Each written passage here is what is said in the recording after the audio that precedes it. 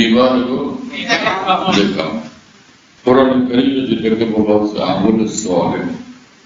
আমল মানে তো বুঝেনি আল্লাহ, আর সালেহ মানে নেক, সালেহ মানে নেক, আমলে সালেহ। আর সালেহ আর অর্থ যেটা কবুলের যোগ্য, যেটা কবুলের উপযুক্ত, ওটাকে সালেহ, আমলে সালেহ।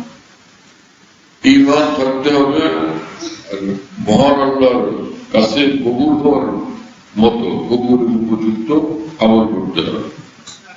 এই দুই কাজ ব্যক্তি করবে, আল্লাহ পাক কোরআনে কারীমে গ্যারান্টি দিয়ে ঘোষণা করছেন, নিঃসন্দেহে সে জান্নাতুল ফিরদাউসে যাবেই যাবে। কথা বুঝে আসছে ভাই? লম্বা ওয়াজ, সহজ কথা, কথা সহজ, সুবিধা বেশি,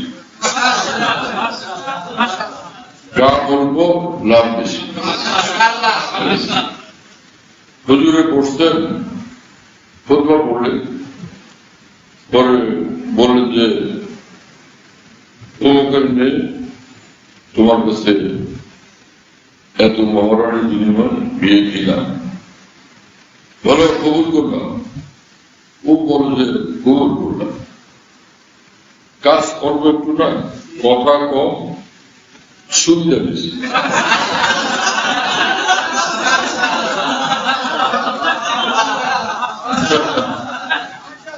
কাজ অল্প, লাভ বেশি, মানে কি সারা জীবনের সুবিধা, সারা জীবনের লাভ। সব পর্দা শেষ হয়ে গেল। কবুল করলামের পরে কোন পর্দা বাকি আছে? কবুল করলাম এমন এক জিনিস, সব পর্দা জ্বলায়, পর্দা সব কত আর নাই, পর্দা বন্ধ যদি ঈমান বলা হয়, হ্যাঁ, আর আল্লাহ পাকের পছন্দের আমল বলা হয়, কোন পর্দা নেই, সব পর্দা মুহূর্তে একদম চলে শেষ হয়ে যায়। ঈমান সব পর্দাকে খতম করে দেয়, লা ইলাহা ইল্লাল্লাহ সব পর্দাকে একদম নিঃশেষ করে দেয়। এরপরে সামনে আল্লাহ এবং ঠিকানা একদম জান্নাতে করে দেয়। ছোটবেলা থেকে আমি বহু কথা শুনলাম, ওয়াজ শোনার বড় আগ্রহ থাকতো, যাইতাম মাহফিলে, যাইতাম ওয়াজ মাহফিলে শুনতাম, কত যে ওয়াজ শুনলাম দিশা পালন হয়ে গেছে। আগামতা কিছু বুঝতে পারি না, ওয়াজ বললাম, কথা ভালো, আগাও নাই, মাথাও নেই। হুজুরে ওয়াজ করেন, হ্যাঁ, মাঝে মাঝে দেখি যে সব মানুষের জিকিরে লাগাই দিয়ে নিজে কফি খায়। ছোটবেলা 7-8 বছর, 5-7 বছর, 10 বছর বয়স ছিল, দেখলাম যে সব মানুষের জিকির লাগাই দিয়েছে,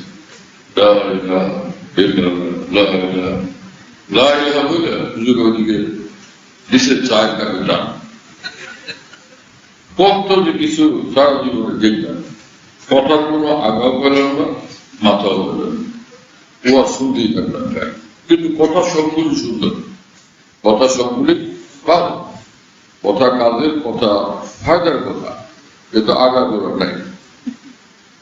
সব এই যে বাংলা বই পড়ে সরসয়া একটা গোড়া আছে না, আবার ক খ সেখানে যে শেষ আছে, হ্যাঁ, উহাদের কোনো আগ্রহ নাই, মাথাও নেই। ABCD শেষে গিয়ে যে না, A to Z, এটাও একটা আগামতা আছে, কিন্তু এত ওয়াজ কোনো আগামতা নেই। এইরকম ওয়াজ বেশি, এইরকম ওয়াজের সংখ্যাই বেশি। মানুষ আশা করে আছে, আগামতা কিছু নেই। কথা বুঝতে পারছেন? আল্লাহ নবী রাসূলদের কাজ ছিল যে মানুষকে আল্লাহকে পাওয়ার এবং জান্নাতুল ফিরদাউসে যাওয়ার আগামতা ধরাই দিতেন। এটা করো তুমি জান্নাতে চলে যাবে, এটা করো তুমি আল্লাহকে পেয়ে যাবে। কথা বুঝে আসছে? স্টেজে ওইটা তাম দুনিয়ার খবর, এত কথা কব, এটা বলে দাও যে কি করলে আমি জান্নাতে যেতে পারবো, জাহান্নাম থেকে বাঁচতে পারবো, কি করলে আমি আল্লাহকে পেয়ে যাবো, সেটুকু বলে দাও। হাজারো ওয়াজ করতে জানে কিন্তু এটা বলতে পারে না, এইটুকু মুখ দিয়ে আসে না, এটুকু ভিতর থেকে বের হয়।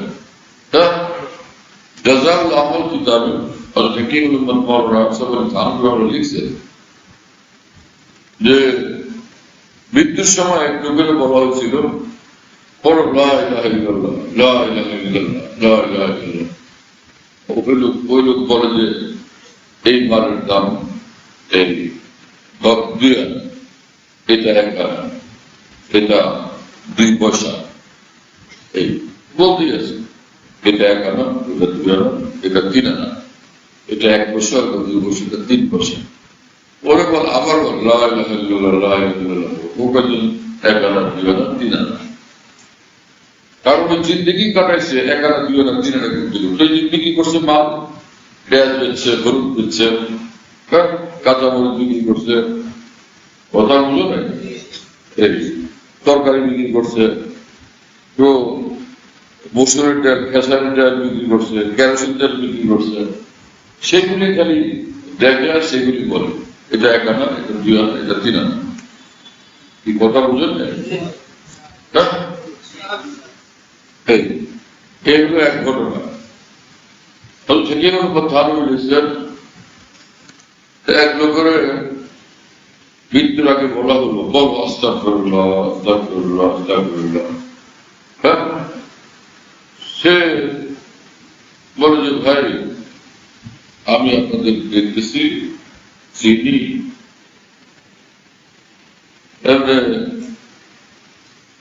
আপনাদের সব কথা শুনিয়ে বুঝিয়ে যে কথাটা আপনি বলেন মুখ দিয়ে আমার মধ্যে বের হয়, সব কথা আমি আমার মুখ দিয়ে বের হয়, এটা বের হয়। একজনের লা ইলাহা ইল্লাল্লাহর মধ্যে বের হচ্ছে না, আরেকজনের রাস্তায় করলে মুখ দিয়ে বের হচ্ছে না। কথা বুঝতেছেন?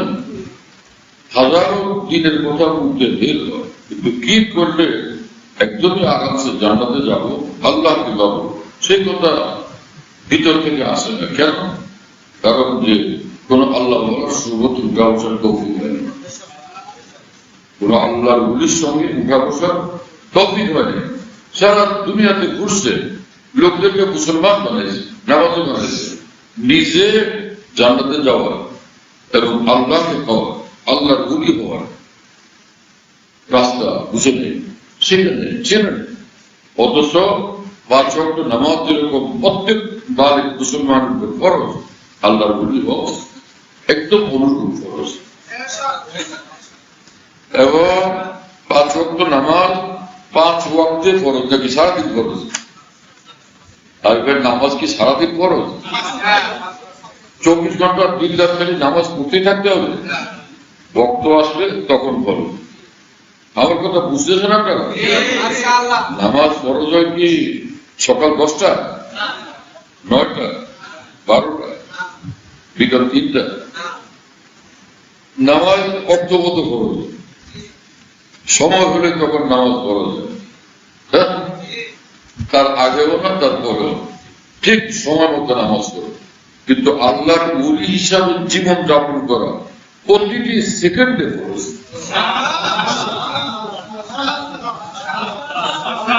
এবং আল্লাহর কসম করে বলি করে আল্লাহর ওলি হিসাবে জীবন যাপন করা প্রতিটি সেকেন্ডে ফরজ, প্রতিটি মুহূর্তে ফরজ, প্রতিটি মিনিটে, প্রতিটি ঘন্টায়, প্রতিটি দিনে রাতে ফরজ।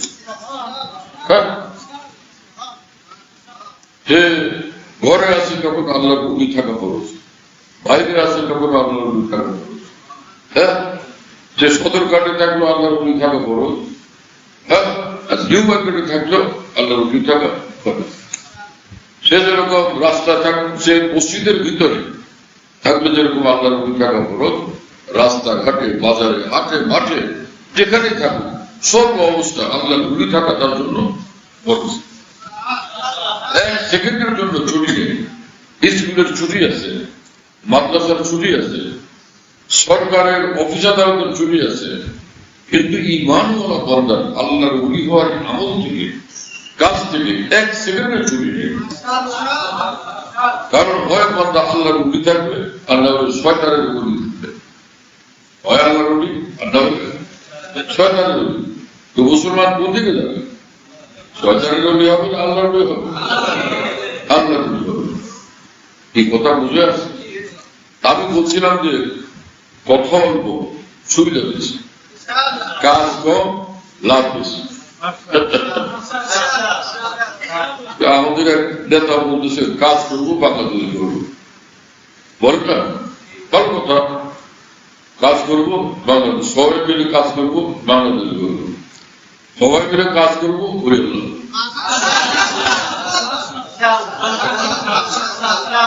সবাই মিলে কাজ করবো, আল্লাহর ওলি হবো। সবাই মিলে কাজ করবো, আল্লাহর ওলি হবো, জান্নাতুল ফেরদাউসে যাবো ইনশাআল্লাহ। সকলে কষ্ট দিন ইনশাআল্লাহ। আমি আগেই বলছি, কিন্তু কথা কম, সুবিধা বেশি, কাজ কম, লাভ বেশি, সেটা বললাম।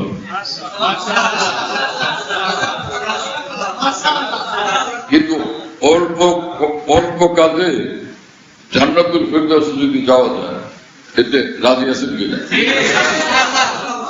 আর সহজ কাজে হোক একটু কষ্ট, কাম কম, কাজ কম, সেটাতে লাভ বেশি মানে হলো পরিবার হয়ে যাবে, সেটা আমরা করবো কিনা? তাহলে আমি সেটা বলবো।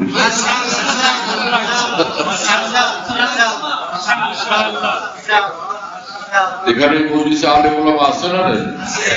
ছোট ছোট আলেম না বড় বড় আলেম আছেন? আছেন না? তাহলে আরামের সাথে নিশ্চিন্তে কথা শোনেন।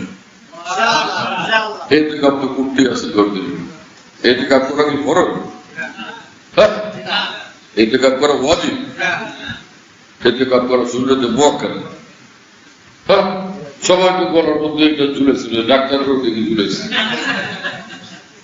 ডাক্তার ফজল ইসলামও ঝুলেছে একটা গলার মধ্যে, যে সুন্নতে এতেকাপ। ওই যে দেখেন না কি জানি, এটার নাম কি? ব্যাস এতেকাপের ব্যাস রটাইছে সবাই, যে সুন্নত এতেকাপ, নফল এতেকাপ। এতেকাপ করা ফরজ, অথচ এতেকাপ করতেছে কেন? আল্লাহর মহব্বতে।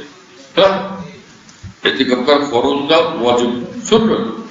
সে সুন্নত এতেকাপ করতেছে কেন? আল্লাহর মহব্বতে। কোটি কোটি এতেকাপ, সুন্নত এতেকাপের চেয়ে একটা ফরজের মর্যাদা বেশি। হাজার কোটি, লক্ষ লক্ষ কোটি এতেকাপের চেয়ে একটা ফরজের মর্যাদা বেশি।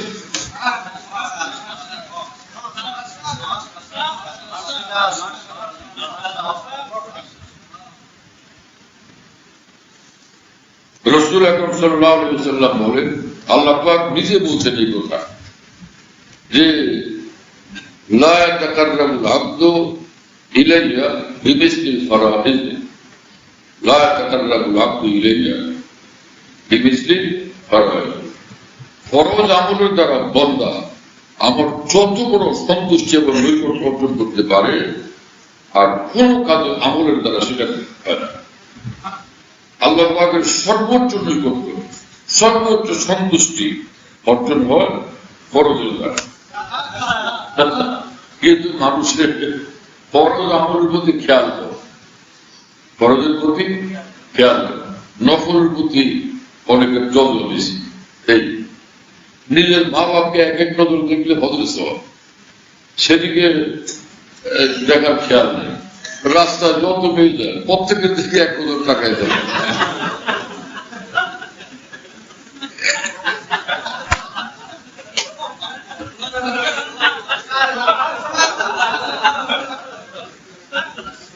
এবং নিজের স্ত্রীর সঙ্গে এমনি কিছুক্ষণ যদি থাকে, এক ইমান বাবা, দুই ফায়দা।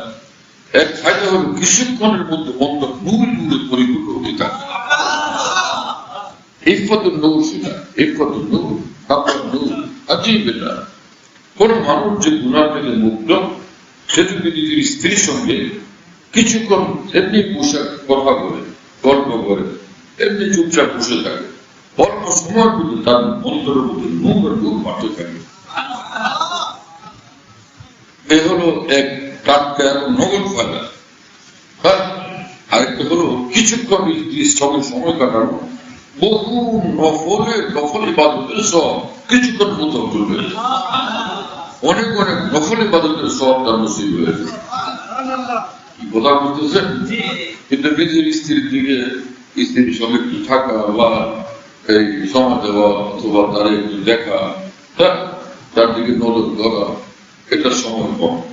কিন্তু স্কুল ছুটি হলে মেয়েদের কলেজ ছুটি হলে অথবা বাজারে মেয়েদের গেদারে হলে ওইখানে গিয়া মিস্টার দাঁড়াইছে আর নড়চড়ে দেখতেই আছে, অমুকে আপা, অমুকে বোন লাগে, ছোট বোন, বড় বোন, খালামণি, কি কথা বুঝতেছে? এই হলো অবস্থা মানুষের। যেটাতে ফায়দা এবং লাভ সেটা বাদ দিয়ে দেবে, আর যেটাতে সব বরবাদি সেখানে গিয়ে মানুষ নিজের জীবন শেষ করে। এই হলো মানুষের অবস্থা। কি কথা বুঝতেছেন? ওয়াজ মাহফিল হইতেছে, সাহাবায়ে কেরাম যখন রাসূল সাল্লাল্লাহু আলাইহি ওয়াসাল্লাম ওয়াজ মাহফিলে বসতেন, শান্তভাবে চুপচাপ বসতেন, নড়াচড়া, কোনো নড়াচড়া। এক সাহাবী বলেন, রাসূলুল্লাহ সাল্লাল্লাহু আলাইহি ওয়াসাল্লাম এর নিকট আমি হাজির হলাম এবং তার নিকট সাহাবায়ে কেরাম বসে আছেন, কান্না আলা রুউসিহিম তায়র, যেন তাদের মাথার উপর পাখি বসে আছে। এই হাদিসের ব্যাখ্যায় মুহাদ্দিসিন লিখছেন, কারো মাথার উপর পাখি বসলে সে চুপচাপ নীরব শান্তভাবে বসে থাকে, নড়চড় করে না, যাতে পাখিটা উড়ে না যায়। সাহাবায়ে কেরাম রাদিয়াল্লাহু তাআলা আনহুম রাসূলুল্লাহ সাল্লাল্লাহু আলাইহি ওয়াসাল্লামের দ্বীনি মজলিসে যখন বসতেন, শান্তভাবে বসে থাকতেন, কোনো কথা নেই, কোনো আওয়াজ নেই, নড়চড় নাই, উঠা বসা নাই, দৌড়াদৌড়ি নাই, ছুটাছুটি নেই। আর এখনকার এইরকম দ্বীনি মাহফিলও আছে যেখানে লোকেরা লাফালাফি, ফালাফালি, দৌড়াদৌড়ি, স্টেজে উঠে, গাছে উঠে, বাসে উঠে, প্যান্ডেলের মাথায় উঠে, এগুলো করে না। এগুলো সব সুন্নতের খেলা, এগুলো সব দিনের খেলা। কথা বুঝতেছেন? এই হলো আজকে অবস্থা মানুষের। যে কাজ না, যেটা দিনের কাজ না, সেদিকে মানুষ দৌড়ায়, এটাকে দিন মনে করে, বুজুর্গি মনে করে। এসব জিনিসকে যদি কেউ বুজুর্গি মনে করে, এসব জিনিসকে যদি এই খামখা দিন মাহফিলের পরিবেশ নষ্ট করা, ক্ষতিগ্রস্ত করা, মনোযোগ নষ্ট করা, মানুষের গায়ে উঠাপ গায়ে মাঝখানে দৌড়াদৌড়ি করে মানুষকে কষ্ট দেওয়া, মানুষের মানসিক পেরেশানি পয়দা করা, এগুলো যারা করে সব গুণাগার। এই সবগুলো মানুষ গুনাহে লিপ্ত। আর যদি কেউ এটা প্রশ্রয় দেয়, তিনিও গুনাগার। এদের সকল কাজকে আমাকে আল্লাহর কাছে জবাব দিতে হবে। কেন তিনি মজলিস মাহফিলের আদব নষ্ট করলাম? হ্যাঁ, কথা বুঝতেছেন?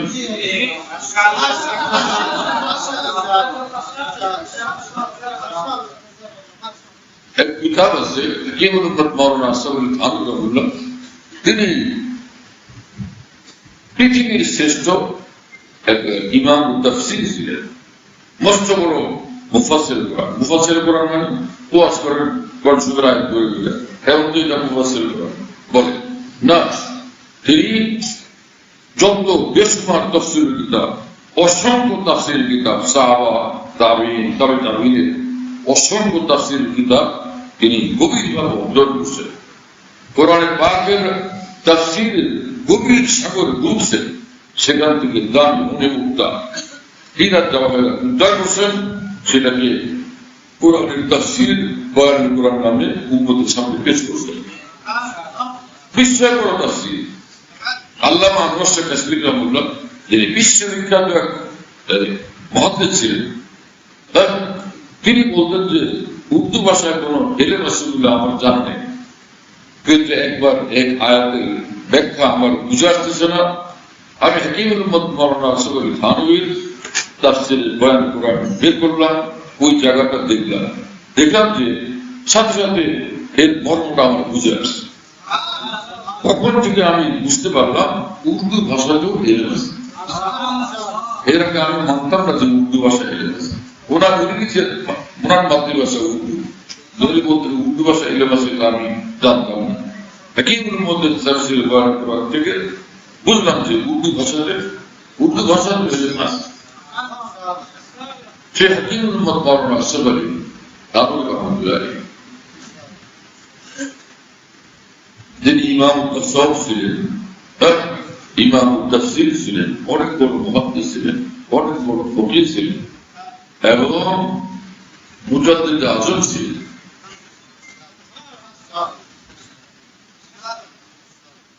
তার লেখা এক অত্যন্ত গুরুত্বপূর্ণ কিতাব, যেটাকে আকাবের দ্বীন বলছেন, হাকিমুল মুহাদ্দিস তাজদীদি যে কারনামা, তাজদীদি মিশন, তার মধ্যে একটা শ্রেষ্ঠ অবদান হল ইসলামী কিলার উম্মত। এই কিতাবের মধ্যে হাকিমুল মুহাদ্দিস থানভী লিখছেন যে কোরআন শরীফ আল্লাহ পাক বলছেন, ওয়াইজা কুরিআল কুরআন ফাসতামিউ লাহু ওয়া আনসিতু লাআল্লাকুম তুরহামুন। যখন কোরআন কারীম পড়া হয় তখন তোমরা মনোযোগ দিয়ে শোনো এবং একদম চুপ থাকো। এই আয়াতে পাকের ব্যাখ্যা ফুকাহায়ে কেরাম লিখছেন, কোরআন শরীফ যখন পড়া হয় দুইভাবে পড়া হয়। একটা হলো আমার পড়া, আমি পড়লাম, এটা অন্যদের শোনা ওয়াজিব। আর একটা হলো কেউ পড়তেছে মিম্বরে, মেহরাবে, মাহফিলে, আর তালবেলে ভেবজোগাড়া করতেছে হাফিজ সাহেব উস্তাদকে শোনানোর জন্য। যখন শোনানোর জন্য পড়া হয় তো শ্রোতা মণ্ডলী সেটা শোনা ওয়াজিব, আর না হলে সব গুনাহগার। কথা বুঝতেছেন? অথচ সারা দেশব্যাপী আপনারা দেখবেন ওয়াজ মাহফিলে যখন স্টেজে কোরআন শরীফ পড়ে, ওখানে ওই স্টেজের লোকেরা, হুজুররা এবং যারা পরিচালক মন্ডলী বসে বসে খালি কথা করে। ওই যে ওরা তেলাওয়াতে লাগাই দিয়ে নিজেরা আলাপ করে। আর এক হুজুর আসেন, তেলাওয়াত চলতেছে, ওর মধ্যে হুজুর লাগে সালাম কালাম কথাবার্তা, আসেন হুজুর তসিব রাখেন, এই সব গুনাহ করতেছে এরা। সবগুলো মানুষ গুনাহ করতেছে। এই সময় তুমি কোরআনে পাক শোনাবো, সবাই গুনাহ করতেছে, আল্লাহ পাকের হুকুম লঙ্ঘন করতেছে। আল্লাহ বলে চুপ থাকো, সে বলে আমি চুপ থাকবো। আল্লাহ বলে মনোযোগ দিয়ে শোনো, সে বলে আমি শুনবো না। আমি হুজুরের শ্রদ্ধা করতেছি, হুজুরের খোঁজখবর করতেছি, কথা বলতেছি। ওরে বলে পানি আনো, ওরে বলে চা আনো, ওরে বলে এটা এবার সেটা ঠিক করো, সব গুনাহ হচ্ছে। কথা বুঝে আসছে? এগুলো হচ্ছে কিনা? এই হলো আমাদের অবস্থা। এর কারণ মাত্রা, আমলের সাথে এটার কোন যোগ সম্পর্ক নাই। এই এলেম করার ফায়দা নেই। এরকম হচ্ছে কেন?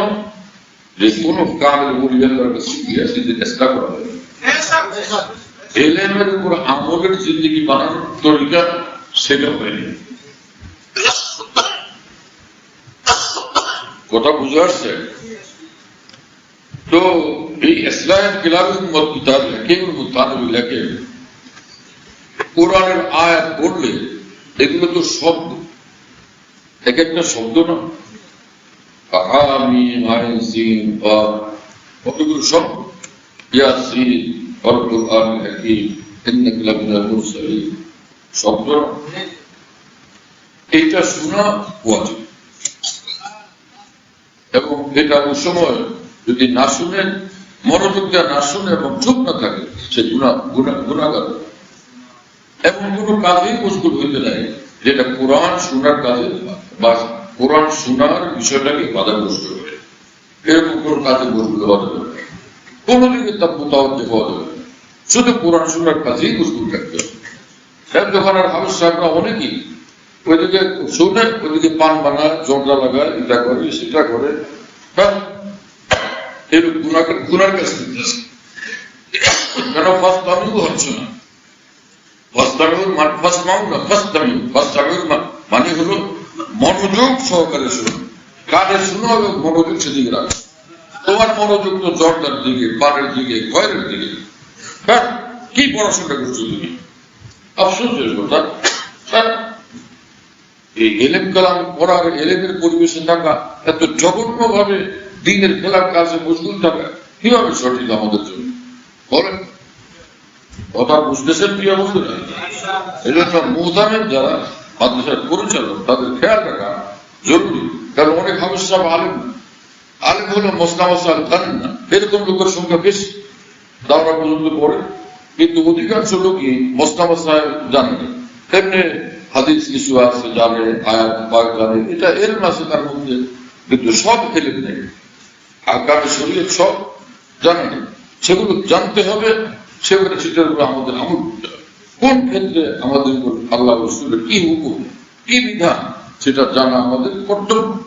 গাফেল থাকা যাবে না, গাফেল থাকা বড় অপরাধ, অনেক বড় অপরাধ ছিল। তো এই এক জিনিস, এই কথা উল্লেখ করে হাকিম থানভী ইসলাম কিতাব লিখছেন যে কোরআনে পাকের আয়াতগুলো শোনা যখন ওয়াজিব, তার এর অর্থ এবং মর্ম শোনা আরো বেশি ওয়াজিব। অর্থ এবং মর্ম তো আরো বেশি গুরুত্বপূর্ণ, সেটা শোনা আরো বেশি ওয়াজিব। যখন কোন জায়গায় দিনই কথা হয়, সেটা কোরআন শরীফের মর্ম। কারণ যে ইমাম শাফি রাহমাতুল্লাহ বলছেন জামিউ মা ফি সুন্নাতি শারহুল লিল কোরআন, যে রাসূলুল্লাহ সাল্লাল্লাহু আলাইহি ওয়াসাল্লামের হাদিস এবং শরীয়ত এবং দ্বীনের মধ্যে যা আছে সবটা কোরআন শরীফের ব্যাখ্যা, সব কোরআন শরীফের ব্যাখ্যা। কথা বুঝে আসছে? তাহলে সে দ্বীনের কথা যখন মাহফিলে হয়, মাহফিলে মজলিসে দ্বীনের কথা হয়, তখন সেটা শোনা ওয়াজিব। আর সেটা বাদ দিয়ে লোকগুলো দৌড়াদৌড়ি, ছুটাছুটি, লাফালাফি, ফালাফালি, গাছে উঠা, পাশে উঠা, সাগরে ঝাঁপ দেওয়া, নদীতে ঝাঁপ দেওয়া, এই সবগুলো মানুষ গুনাহের কাছে লিপ্ত। কথা বুঝতেছেন প্রিয় বন্ধুরা? সুন্নাত তরিকার বাইরে হেদায়েতের কোন রাস্তা, সত্যের কোন রাস্তা নেই। এবং আমাদের উলামায়ে হক, আমাদের বুজুর্গানদের, আমাদের হক সিলসিলার বৈশিষ্ট্য হলো যে হকের উপর চলা, দ্বীনের উপর চলা, শরীয়তের উপর চলা, সুন্নাত মোতাবেক চলা। আর আমাদের বেখেয়ালে পদার্থে কোনো ভুল ভ্রান্তি হয়ে গেলে যদি সেটা আমাদের বুঝে আসে, এর আলোকে যে হক প্রকাশ হয়, হক স্পষ্ট হয়, ভুল আমাদের বুঝে আসে, তখন সেটা থেকে ফিরে আসা, স্পষ্ট ঘোষণা দিয়ে দেওয়া যে এটা ভুল, এটা করা যাবে না, আমরা এখন এইভাবে করব। রাসূল আকরাম সাল্লাল্লাহু আলাইহি ওয়াসাল্লাম বলেছেন মুআয ইবনে জাবাল রাদিয়াল্লাহু তাআলা আনহু, তিনি বলছেন যে ইয়া রাসূলুল্লাহ আওসিনি, আমাকে নসিহত করেন। বললেন যে উবুদিল্লাহ কাআন্নাকা তারাহু, আল্লাহর ইবাদত এইভাবে করো যেন তুমি আল্লাহকে দেখতে পাচ্ছ। নামাজে দাঁড়াও এইভাবে যেন তুমি আল্লাহকে দেখতে পাচ্ছ। রুকু এইভাবে করো যেন তুমি আল্লাহকে দেখতে পাচ্ছ। সিজদা এইভাবে করো যেন তুমি আল্লাহকে দেখতে পাচ্ছ। আত্তাহিয়াত এইভাবে পড়ো, পড়তেছো আত্তাহিয়াত লিল্লাহি ওয়াসসালাতু তাইয়্যিবা, এইভাবে যেন তুমি আল্লাহকে দেখতে পাচ্ছ। তুমি দেখো না দেখো, আল্লাহ তো তোমাকে দেখতেছে, আল্লাহ তোমার দিকে তাকায় আছে, সেই ধ্যান রেখে তুমি আত্তাহিয়াত করো, এইভাবে আমল করো, তেলাওয়াত এইভাবে করো, জিকির এইভাবে করো, দোয়া মোনাজাত এইভাবে করো যেন তুমি আল্লাহকে দেখতে পাচ্ছ। কারণ তুমি দেখো না দেখো, আল্লাহ তোমাকে দেখতেছে। কি কথা বোঝা? এরপরে বললেন যে ওয়াজকুরিল্লাহ ইনদা কুল্লি শাজারিন ওয়া হাজার, যেখানে থাকো, গাছ থাকুক নালে পাথর থাকুক, যেখানে তুমি থাকো আল্লাহ পাকের জিকির করো। ওয়াজকুরিল্লাহ ইনদা কুল্লি শাজারিন ওয়া হাজার, সর্বত্র আল্লাহ পাকের জিকির করা, নিজেকে বানাও, আল্লাহ পাকের জিকির করো। কখনো সুবহানাল্লাহ, কখনো আলহামদুলিল্লাহ, কখনো আল্লাহু আকবার, কখনো লা ইলাহা ইল্লাল্লাহ, কখনো আস্তাগফিরুল্লাহ, কখনো দুরূদ শরীফ। আর যদি জবানের জিকির কোনো কারণে ব্যস্ততায় যখন হয় না, দিল যেন আল্লাহর সঙ্গে মশগুল থাকে, অন্তরে অন্তরে আল্লাহকে স্মরণ করো। কারণ রাসূলুল্লাহ সাল্লাল্লাহু আলাইহি ওয়াসাল্লাম ইয়াজকুরুল্লাহ ফি জামিই আহয়ানি, রাসূলুল্লাহ সাল্লাল্লাহু আলাইহি ওয়াসাল্লাম সর্বহালতে আল্লাহ পাকের স্মরণে মশগুল থাকতেন, আল্লাহ পাকের জিকিরে মশগুল থাকতেন। তিনি উম্মতের জন্য নমুনা ঘটেন। লাকাদ কানা লাকুম ফি রাসূলিল্লাহি উসওয়াতুন হাসানাহ। রাসূলুল্লাহ সাল্লাল্লাহু আলাইহি ওয়াসাল্লাম উম্মতের জন্য মডেল নমুনা, সাহাবায়ে কেরাম রাদিয়াল্লাহু আনহুম উম্মতের জন্য মডেল, উম্মতের জন্য নমুনা। রাসূলুল্লাহ সাল্লাল্লাহু আলাইহি ওয়াসাল্লামের জিন্দেগির মডেল হলো, মডেল হচ্ছেন সাহাবায়ে কেরাম। কি করতেন, কি বলতেন, কিভাবে জীবন যাপন করতেন রাসূল আকরাম সাল্লাল্লাহু আলাইহি ওয়াসাল্লাম, সাহাবীদের জীবনে সেটা উদ্ভাসিত ছিল, প্রস্ফুটিত ছিল, সেটা আমাদের ফলো করতে হবে। এই কথা বুঝে আসছে? এবং রাসূল পাক সাল্লাল্লাহু আলাইহি ওয়াসাল্লাম বললেন যে ওয়াইজা আমিলতা সাইয়্যাতান, যখন তোমার দ্বারা কোনো গুনাহের কাজ হয়ে যায় তখন তুমি আল্লাহ পাকের নিকট তওবা করো এবং আল্লাহ পাকের নিকট মাফ চাও। গুনাহ হয়ে গেছে, এর বিকল্প নেক কাজে মশগুল হয়ে যাচ্ছে। আর তওবা যে করবা সেটা আবার আল্লাহ রাসূল সাল্লাল্লাহু আলাইহি ওয়াসাল্লাম নিজে বাতলায় দিয়েছেন। হ্যাঁ, আর তাওবাতু সিররি বিসিররি ওয়া তাওবাতুল আলানিয়া বিল আলানিয়া, এটা রাসূলুল্লাহ সাল্লাল্লাহু আলাইহি ওয়াসাল্লামের কথা। গুনাহ যদি প্রকাশ্যে গোপনে হয়, গোপনে আল্লাহর কাছে মাফ চাও। আর গুনাহ যদি প্রকাশ্যে হয়, প্রকাশ্যে আল্লাহর কাছে মাফ চাও। প্রকাশ্যে তওবা করো, গুনাহ গোপনে হলে গোপনে তওবা করো, গুনাহ প্রকাশ্যে হলে প্রকাশ্যে তওবা করো। যাদের দ্বারা দ্বীনের কাজ প্রকাশ্যে, দ্বীনের খেলাফ কাজ দ্বীনের নামে হয়ে গেছে, তাদের কর্তব্য প্রকাশ্যে মজমাতে মাহফিলে আল্লাহর বান্দাদেরকে বুঝায় বলা এটা দ্বীনের খেলাফ হচ্ছে, এটা করা যাবে না। আমরা এর থেকে ফিরি, আল্লাহর কাছে লজ্জিত হয়ে শর্মিন্দা হই, মাপ চাই, নিজেদেরকে পরিষ্কার করি, আগে সুন্নাত মোতাবেক আমরা চলবো, এর খেলাফ আমরা করবো। শুনতেছেন ভাইরা? মুজাদ্দিদ আল-বিসানি রাহমাতুল্লাহ আলাইহি বলছেন, মুজাদ্দিদ আল-বিসানি কত বড় মানুষ, তিনি যে কত বড় আমাদের জানা নেই। আকাবির দ্বীন যারা ছিলেন, সেই আকাবির দ্বীন আমাদের আকাবির দ্বীন মুজাদ্দিদ আল-বিসানি ভীষণ কদর করতেন। কথা বুঝতেছেন প্রিয় বন্ধুরা? আকাবির দ্বীন মুজাদ্দিদ আল-বিসানি বড় কদর করতেন। বড় বড় ওলামায়ে কেরাম আকাবির ওলামায়ে দ্বীন মুজাদ্দিদ আল-বিসানিকে অনেক বড় জানতেন। সেই হযরত মুজাদ্দিদ আল-বিসানি রহমাতুল্লাহর জীবনে আমি দেখছিলাম, এবং হাকিমুল উম্মত থানভী রাহমাতুল্লাহর মালফুজাতের মধ্যে জায়গায় জায়গায় বারবার দেখার তৌফিক হয়েছে। হযরত মুজাদ্দিদ আল-বিসানি বলেন, দুই জিনিস যার মধ্যে থাকবে, একটা হলো হুব্বে শাইখ, কোন আল্লাহ ওয়ালাকে শাইখ বানায় তাকে সে মহব্বত করে, খুব খুব মহব্বত করে, শাইখের মহব্বত তার মধ্যে আছে।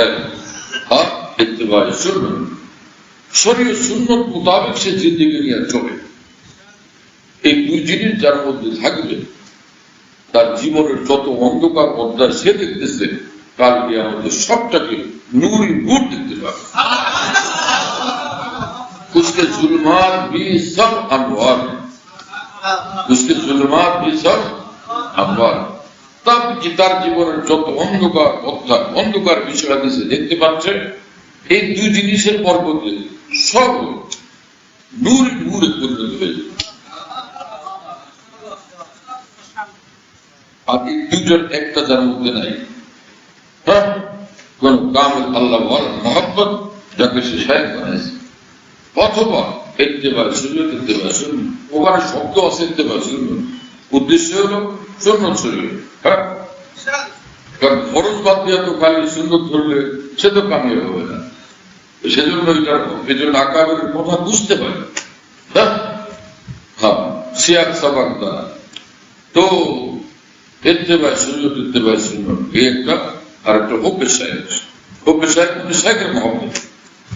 এই দুইটার একটা যার জীবনে নাই, মুজাদ্দিদ আল-বিসানির মতো এত বড় আলেম দ্বীন, এত বড় কামেল আলেম বলি এবং মুজাদ্দিদ, তিনি বলেন তার জীবনের সব নূরের অধ্যায় সবগুলি অন্ধকার।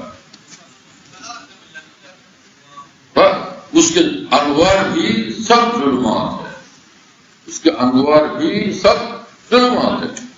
আর কিতাব আমার কাছে আছে, যে মুজাদ্দিদ আল-বিসানির যে জীবনীটা আমি পাইছিলাম, সেই কিতাব আমার কাছে আছে, হাকিমের মধ্যে বর্ণিত আছে।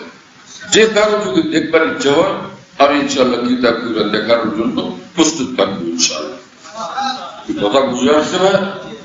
এত বড় মানুষের রেফারেন্স দিলেন। আমাদের কাছে সবচেয়ে বড় জিনিস সুন্নত শরীয়ত। আল্লাহ আমাদেরকে আমলের কারোর সঙ্গে আমাদের আলহামদুলিল্লাহ কোন শত্রুতা নেই, বিদ্বেষ নেই।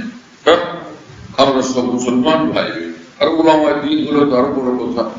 যদি মাশায়েখ উম্মত আরিফিন হন, ওলামা হওয়ার সাথে সাথে মাশায়েখ ইকরাম আরিফিন, মানে তারা আল্লাহ গোলাম বান্দাদেরকে আল্লাহর সঙ্গে জুড়ে দেন এবং তারা আল্লাহ ওয়ালা বানান।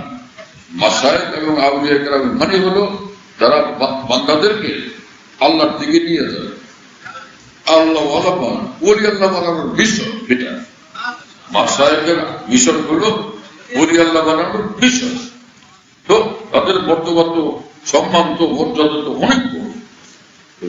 আমরা মানুষ, আমরা তো নবী না। আমাদের দ্বারা ভুল বিচ্যুতি হতে পারে, আমাদের দেখে কিন্তু ভুল বিচ্যুতি নিয়ে আমরা চলবো না। ভুল বিচ্যুতি বুঝলে আমরা সেটা সংশোধন করব। আর আমার শেখ রহমতুল্লাহ বলছে, কোন আল্লাহ ওয়ালার দ্বারা যদি কোনো ভুল বিচ্যুতি ঘটে, তিনি যখন উপলব্ধি করেন যেটা ভুল হয়ে গেছে, তো তিনি যে তওবা করেন, আল্লাহর কাছে মাফ চান। সাধারণ মুসলমানের চেয়ে অনেক ঊর্ধ্বের মাকাম থেকে তিনি তওবা করেন, অনেক ঊর্ধ্বের মাকাম থেকে তিনি মাফ চান। এত ঊর্ধ্বের নৈকট্য এবং সন্তুষ্টি তখন তার নসিব হয়েছে।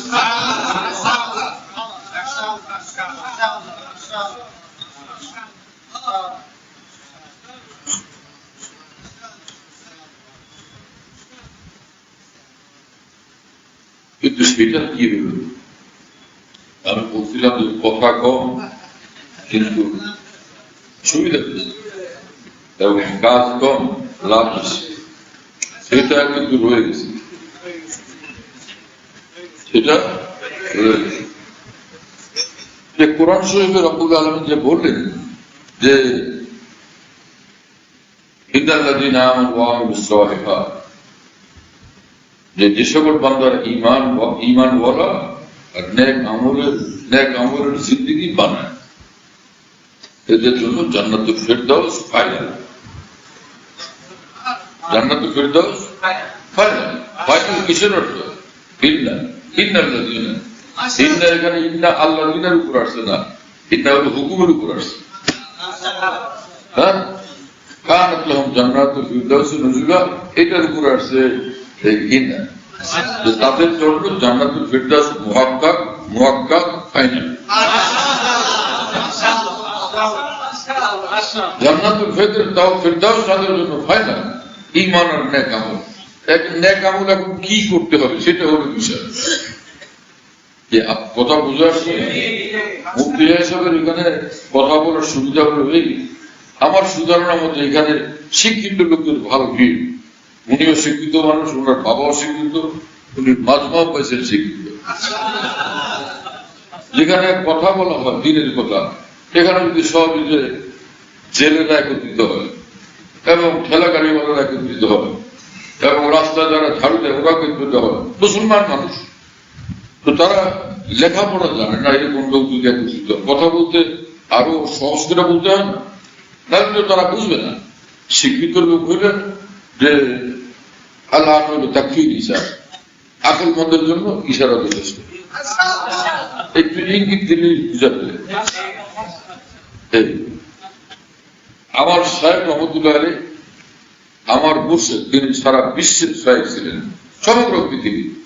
হ্যাঁ, বাংলাদেশ, বার্মা, পাকিস্তান, আফগানিস্তান, কাশ্মীর, ইন্ডিয়া এবং ফ্রান্স, ইংল্যান্ড, আমেরিকা, আরো দেশগুলো, এই সব দেশে এবং সাউথ আফ্রিকা, সব দেশে আমার সাহেবের মুরিদ বক্তবৃন্দ ছিলেন। সারা পৃথিবীর মুসলমান এবং ওলামা, মুহাদ্দিসিন, মুফতি সাহেবান, মাশায়েখ আমার সাহেবের সঙ্গে সম্পর্ক রাখতেন। কথা বুঝে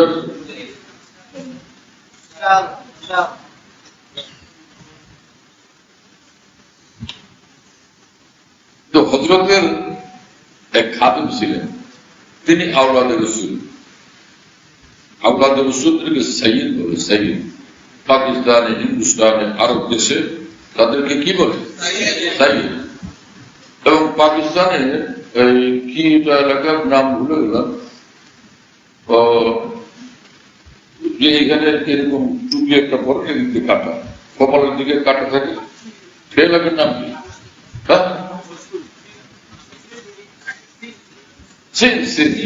সিন্ধু প্রদেশ, সিন্ধু প্রদেশে যারা সাইয়্যিদ আওলাদ তাদেরকে শাহ বলে, ওখানে কি বলে? শাহ বলে। যাই হোক, আমার সাহেবের এক খলিফা এবং খাদেম ছিলেন, যিনি আওলাদ ছিলেন, কথা বলতে নেই নিজে ইশারা, এরপর সিরিয়াস ইঙ্গিত ইশারা, কোন লোক কিছু বুঝত না, কিন্তু ওনার খাদে বুঝতে পারত।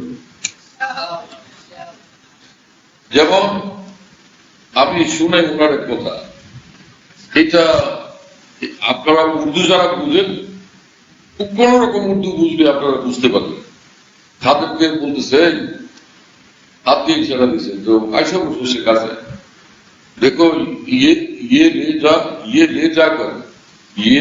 जाकर उसमें से वो निकाल कर, ये ले जाकर उसमें से नहीं, वो ले जाकर उसमें से वो निकाल कर वहां जाके वो लाके उस पे रख देना।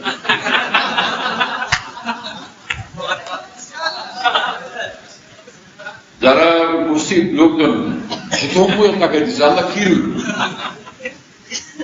যে কি এইটা ওইটা নিয়ে ওর ভিতর থেকে ওইটা বের করে ওখানে গিয়ে সেটা নিয়ে এসে ওখানে রেখে দেবে।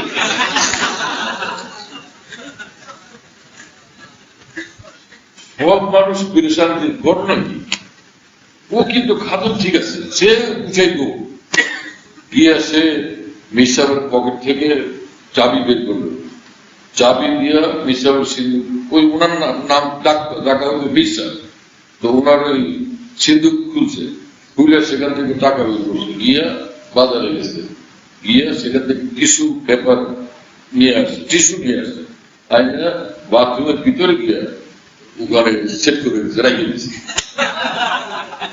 ये ले जाके उसमें से वो निकाल के वहां जाके वो लाके उसमें रखता है।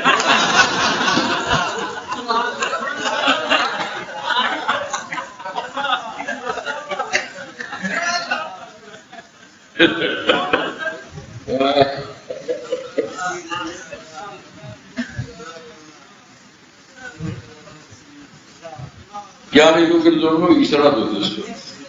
কি আশ্চর্য সংস্কার। তো সেই জমানায় বহি না যথেষ্ট রাসূলুল্লাহ সাল্লাল্লাহু আলাইহি ওয়াসাল্লাম করে জিবরিল নামে বহি নিয়ে আসতেন, সাহাবায়ে কেরাম কাছে রাখতেন, তাজা টাটকা কালার কোরআন শুনতেন। মাহল, পরিবেশ, ব্যাকগ্রাউন্ড তার সম্পর্কে তারা শতভাগ ওয়াকিফা। কাজেই কোরআনের পাকের অর্থ এবং মর্ম কি সেটা গভীরভাবে তারা বুঝতে পারতেন। আবার সে সাহাবায়ে কেরামের নিকট থেকে কোরআনের পাকের অর্থ মর্ম এবং দিন শিখছেন তাবেঈন, তাদের নিকট থেকে তাবেঈন, তাদের নিকট থেকে পরবর্তী আকাবের দিন ওলামা রাব্বানী। এজন্য কোরআন সুন্নাহর গভীর মর্ম যতটা সাহাবা তাবেঈন আকাবের দিন বুঝতেন, পৃথিবীর অন্য কেউ এতটা বুঝে না। এবং এটাকে সনদ বলে। এই মহান সনদ এবং আকাবের দিনের রেফারেন্সেই কোরআন সুন্নাহর ব্যাখ্যা, আল্লাহর দ্বীনের ব্যাখ্যা পেশ করতে এই উম্মত, এই উলামায়ে দ্বীন এবং উম্মতের দ্বীনের খাদেমরা বাধ্য। যারা এই সূত্র লঙ্ঘন করে তাদের দ্বীনি ব্যাখ্যা অগ্রহণযোগ্য। কথা বুঝতেছেন না?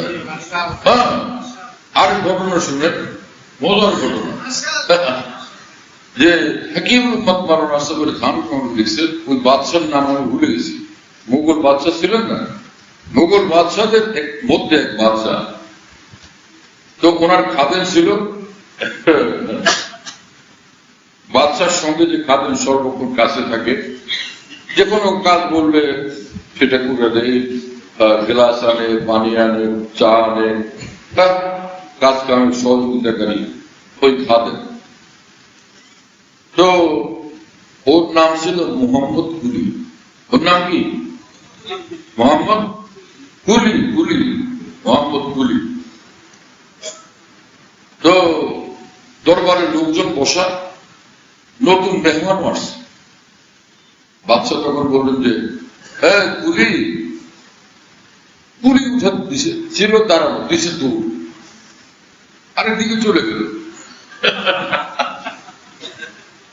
কুলি বললে ও আসবে না, কুলি উঠে দিল দূর, কোন দিক গেল, কি ব্যাপার। ও পরে দেখা গেল কিছুক্ষণ পরে যে লোটাতে করে বদলে করে সে প্রচুর পানি নিয়ে আসছে, আইয়া ওখানে এক জায়গায় রাখলো, বসার জন্য কি দেয় মোড়া টোড়া কিছু একটা দিল।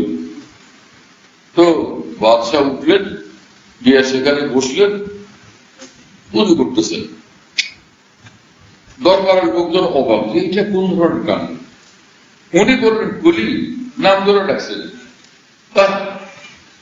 তো তাহলে সে আসবে না, ও তো উল্টা দৌড় দিল, গিয়ে সে পুজো পানি আইনে ওখানে রাখলো এবং বসার ব্যবস্থা করলো। উনিও গিয়ে ওখানে উঁচু করতে বসলেন। ব্যাপারটা কি? দরবারের লোকেরা তখন বললো যে কি ব্যাপারে তুমি কুলি ডাক দিলে কাজ করলাম, ঘটনা কি আমাদের বুঝে আসলো। বলে যে দেখেন বাদশাহ, আমাদের বাদশাহ এত নেকা, সবসময় উঁচু সহকারে থাকে, সবসময় উঁচু সহকারে থাকেন। তো বাদশাহ যদি উঁচু সহকারে থাকেন, আমাকে যখন কোন কাজের ফরমাইশ করেন তখন আমাকে মোহাম্মদ নামে ডাকেন, হে মোহাম্মদ আমাকে পানি খাও, হে মোহাম্মদ আমাকে চা দাও। সবসময় আমার নাম মোহাম্মদ ডাকে, মোহাম্মদ বলি তো আমাকে মোহাম্মদ ডাকে। আর বাদশার যখন উঁচু থাকে না, উঁচু করতে হবে, তখন বলেন কুলি ডাকে না আমাকে, এই কুলি। আমি তখন বুঝতে পারি যে জাহাপনার উঁচু করতে হবে। কি কথা বুঝতেছেন?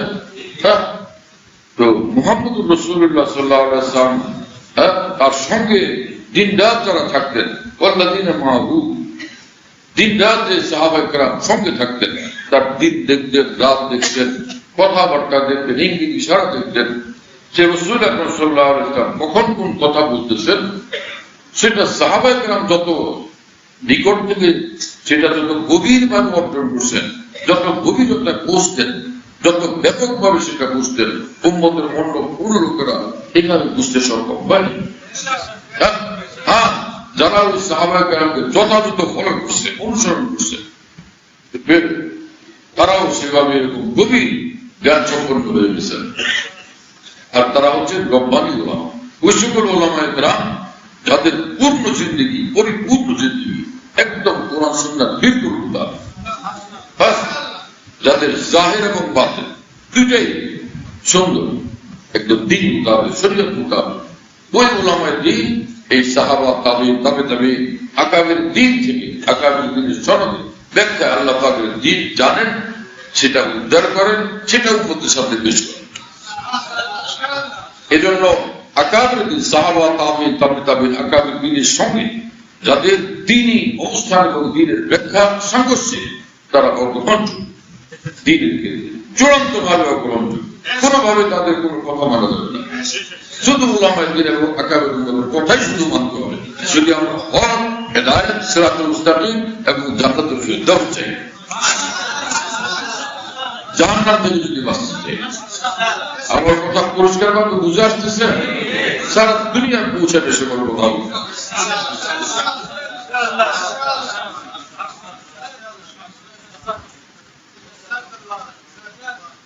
এর থেকে বেশি আপনাদেরকে আমি কিভাবে বুঝাবো?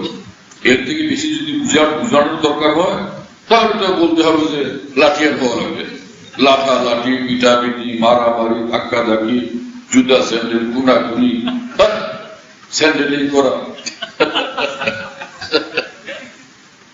এইসব কি দিনের খাদেরদের কাজ?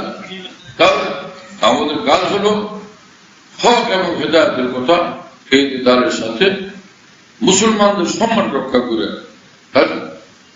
পেশ করা, যাতে করে মুসলমান ভালো কথা শুনলে আগ্রহান্বিত হয়ে আমল করে। তার যদি নিজের ভুল ত্রুটির কথা শুনে তো সেটা বুঝতে পারার পরিবেশে বুঝে নিয়ে সেই জন্য সেটা সংশোধনের সুযোগ পায়। মুসলমান তো সে তো আবু জাহাল না, আবু লাহাব না, ফেরাউন না, নমরুদ না, হামান না। তো তাকে এত অপদস্থ করা এবং গালাগালি করার কি অর্থ আছে? মুসলমানকে লাঞ্ছিত অপদস্থ করে দিনের সংশোধন করার কোন দরকার আমাদের নেই। সেটা ভুল পন্থা। যারা এরকম করেন তারা নিজের যে কোনো দুর্বলতা বশত অথবা আবেগতাড়িত হয়ে এরকম করেন এবং এটা ভুল পথ, এটা ক্ষতিকর পথ এবং এটা থেকে ফিরে আসা আমাদের কর্তব্য।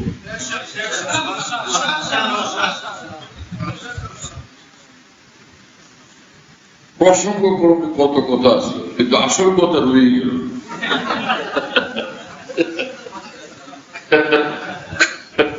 কথা কম, সুবিধা বেশি, কাজ কম, লাভ বেশি। সেটা আশ্চর্যজনক বিষয়। আমি যে বারবার একটু কাজ দিয়ে আবার আরেক দিকে যাই, এটারও কারণ আছে। সবাই খালি অপেক্ষা আছে, ব্যাপার কি? আমি ইংরেজি 83-84 সাল যখন আমি ময়মনসিংহ জামিয়া ইসলামিয়া শিখব, চট্টগ্রামের বিখ্যাত আলেম বুজুর্গ মাওলানা মাজারুল ইসলাম সাহেব রহমতুল্লাহ আলাইহি হুজুর আসছেন ময়মনসিংহের মাহফিল ওয়াজ মাহফিল বয়ান করবেন। বড় আলেম মানুষ, খুব সুন্দর বয়ান করতেন, দিগ্গাস একদম হৃদয় স্পর্শী বয়ান করতেন। তো সব মানুষ আসতো, সাধারণ শিক্ষিত মানুষও আসতেন, আলেম উলামারা খুব আসতেন। সকলে অপেক্ষা করতেন যে কি বলেন তিনি। আর বয়ান করতেন যে এরকম সামনে পিছনে দুলতেন গাড়ি, এই সামনে পিছনে দুলতেই থাকতেন গাড়ি। আর মানুষও লম্বা সম্ভব দেখতে আচ্ছা লাগতো।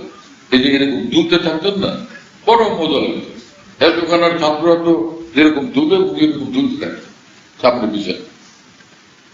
তো উনি ওয়াদের মাঝখানে হঠাৎ তুলে উঠলেন, সবাই কয় বই যান। কি ভাই ঘটল? আবার একটু পরে সবাই কয় বই যান, বই যান, বই যান। এতে কয় আয় বুঝান।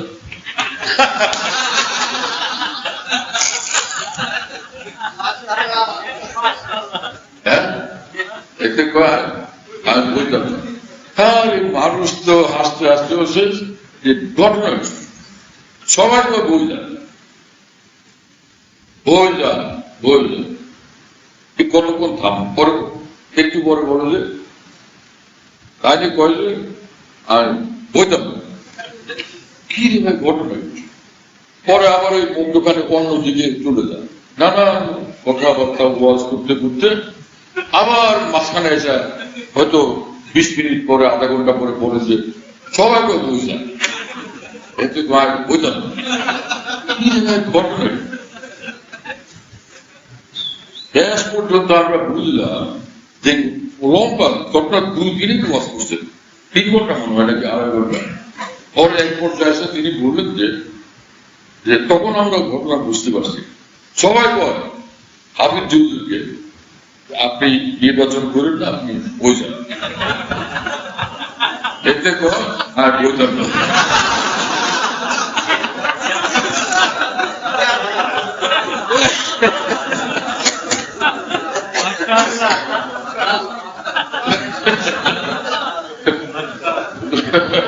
লম্বা সময় পর্যন্ত ওইটা একটু বইটা থামে, একটু বলে থামে। এই জন্য সবাই যখন ঘটনা জানতে পারছে খুব মজা পেয়েছে।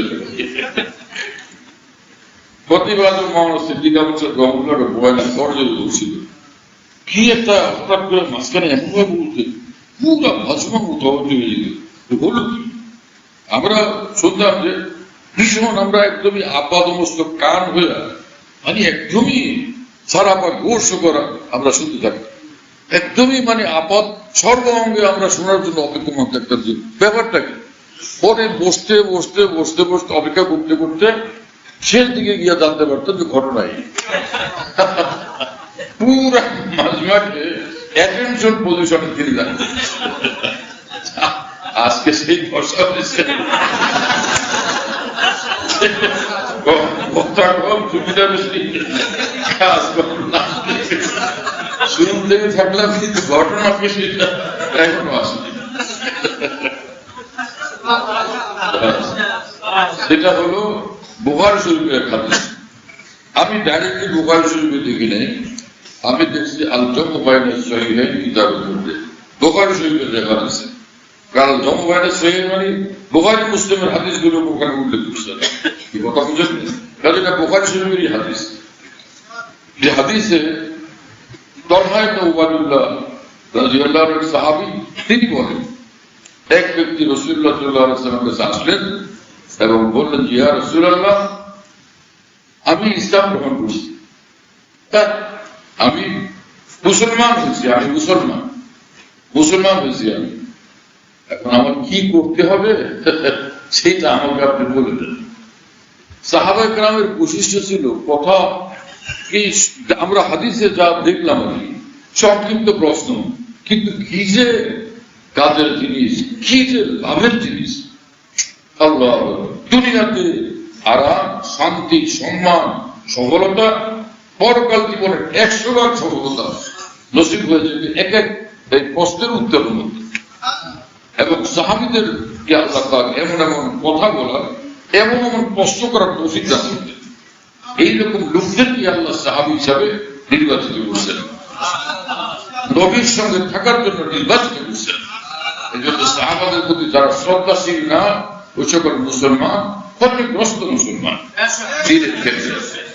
সাহাবীদের প্রতি যারা অশ্রদ্ধাশীল, তারা ভয়ঙ্কর দূরের মধ্যে আছেন, ভয়ঙ্কর ক্ষতির মধ্যে আছেন, যে ক্ষতি এবং ধ্বংস এবং বরবাদী কাল কিয়ামতে তাদের সামনে প্রকাশিত হবে। তখন তাদের লজ্জিত হওয়া ছাড়া কোনো রাস্তা থাকবে না।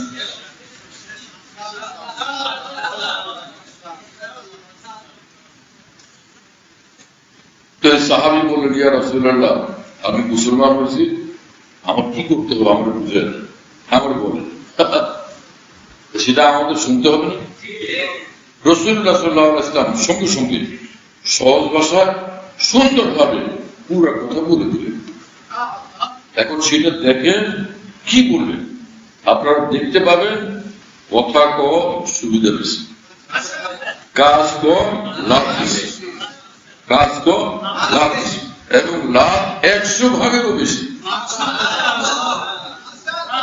100 ভাগের বেশি এটা না বুঝে তো আপনারা বুঝি করেন, কথা তো বুঝেন না। 100 ভাগেরও বেশি লাভ কারে করে সেটা বুঝেন, সেটা আমার কাছ থেকে শুনেন। সব বুঝতে হবে, শিখতে হবে, তাহলে কাজ হবে না। সেটা কি? সেটা হলো এই যে আমরা উমরা গেছিলাম আলহামদুলিল্লাহ, যে রমজানের কয়েকদিন আগে, রমজানের 2 দিন না 3 দিন আগে আমরা উমরার থেকে আসি। তো আমার সঙ্গে 2 তরুণ মাওলানা গেছে এই যে উমরাতে, এবং যাওয়ার আগেই কথা হয়েছে মদিনা শরীফের আলেমের 2 মেয়ে, ওরা 2 জনে বিয়ে করবে, কথা বুঝলেন না? তো এখন ওরা যে যাবে, ওরা কি বিয়ে নিয়ত কি, বিয়ে করতে যাওয়ার নিয়ত না উমরা করতে যাওয়ার ঝামেলা না, নিয়ত কি? কারণ হাদিস শরীফ আছে ইন্নামাল আমাল বিন্নিয়াত, নিয়ত যেরকম আমলের মর্তবা সেরকম। তোমরা কি বিয়ে করতে যাচ্ছ নাকি উমরা করতে যাচ্ছ? দুজন আলেম, তরুণ মানুষ, অবিবাহিত। আমি বললাম যে তোমরা নিয়ত ঠিক করো, নিয়ত করো যে আল্লাহ উমরা করতে যাই, কিন্তু সাথে হয়তো ওখানে সাইড প্রোগ্রাম বিয়ে হবে, কিন্তু বিয়ে মেইন বানায় উমরাকে সাইড প্রোগ্রাম জন্য না করো। আলেম মানুষ বুঝতে পারছে, আর খানকায় থাকে ওরা বুঝতে পারছে, কি কথা বুঝে নেই। তো 2 জন আমাদের সাথে গেছে, এর যেই মেয়েদের বিয়ে করবে বাপ মা সহ তারা থাকতেছে মদিনা শরীফ। তো আমরা মক্কা শরীফ গেলাম, ওরাও ওই বাবা মা দোনো মেয়েকে নিয়ে আসছে মক্কা শরীফ। ওরা এহরামের কাপড় পরা অবস্থা দুজনে এই মেয়ে দেখছে আগে, এই উমরা করারও আগে।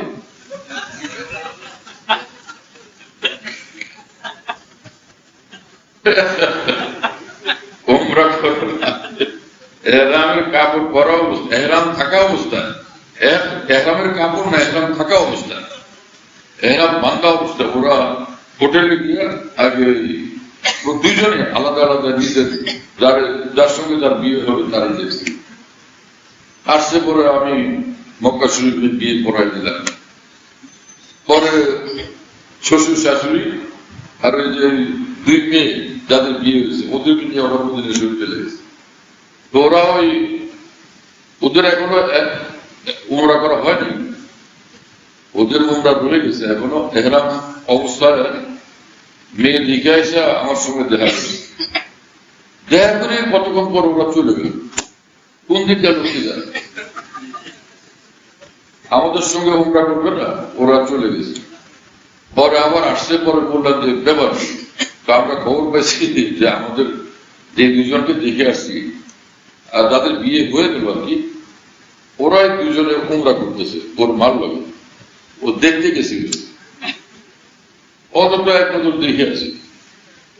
পড়ার টের পায় দুজন দৌড়ে পালাই গেছে, আর দেখতে পারেনি। যাই হোক, তোরা পরে মদিনা শরীফ চলে গেছে, দোনো এই তাজা নতুন জামাইয়ের মদিনা শরীফ চলে গেছে। আমরা পরে মদিনা শরীফ গেলাম। মদিনা শরীফ আমরা গেলে ওরা আমার কাছে বায়াত, আমার ছাত্ররা, আমার মুরিদ, কিন্তু ওরা আশেপাশে না, নতুন বিয়ে হয়েছে, হাদিস আদিনকে ধরছে। হ্যাঁ, পরে একদিন দুজনে দেখা করতে আসছে। আমি আমার রুমে বসা, সুইট রুম মানে সাথীদের বসা টসার জায়গা জায়গা আছে। তো পরে আসলে দুইজন পাশাপাশি দাঁড়াইছে। যে ছোট মেয়ের জামাই, ছোট তাদের বিয়ে করছে, ওরা আমি জিজ্ঞেস করলাম, এই কি খবর, তুমি খুশি? মানে যে 100-ও বেশি যে লাভ সুবিধা সেটা কি, সেটা আপনাদের বুঝে গেছি। আমি ছোট কারণে জিজ্ঞেস করলাম, এই তুমি খুশি? বলে হ্যাঁ আমি খুশি। বিয়ে করছে যে খুশি। আমরা শতকরা কত পার্সেন্ট খুশি? 110%।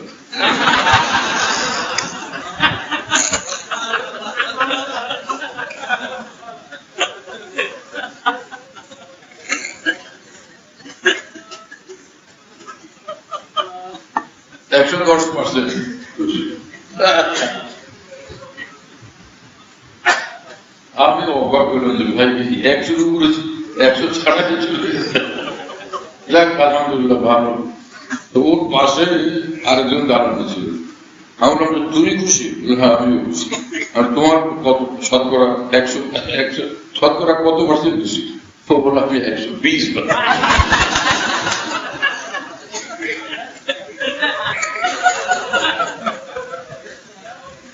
এখন আমি ওরা শর্মিন্দা হবে খাইতে বললে কেমনে দাঁড়াবে কাঁপতে কাঁপতে, দৌড়ে এখানে আছে।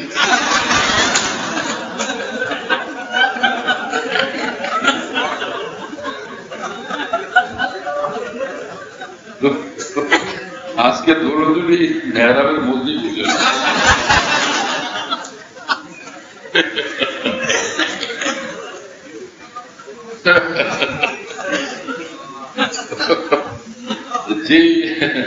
যে হাদিস শোনাবো কতটি গুরুত্বপূর্ণ, আপনারা শুনলে বুঝতে পারবেন যে এটা 100-এর মধ্যে কত পার্সেন্ট আমাদের লাভ হলো, সুবিধা হলো এবং কামিয়াবির রাস্তা করলো, দেখতে পারবেন আপনারা।